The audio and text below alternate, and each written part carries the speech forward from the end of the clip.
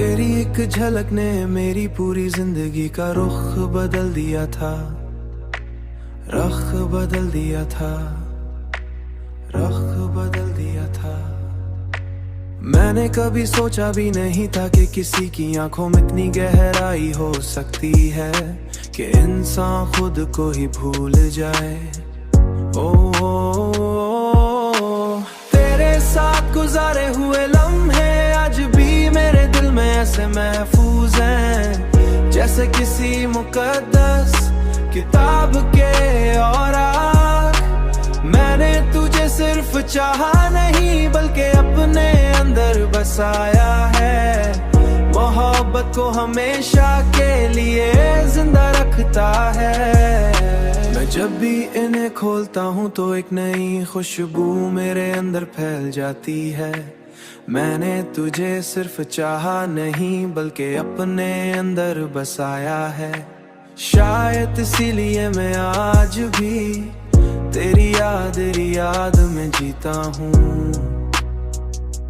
जीता हूँ, तेरी याद में जीता हूँ। तेरे साथ गुजारे हुए लम्हे आज भी मेरे दिल में ऐसे महफूज हैं, जैसे किसी मुकद्दस किताब के औराक। मैंने तुझे सिर्फ चाहा नहीं बल्कि अपने अंदर बसाया है, मोहब्बत को हमेशा के लिए जिंदा रखता है।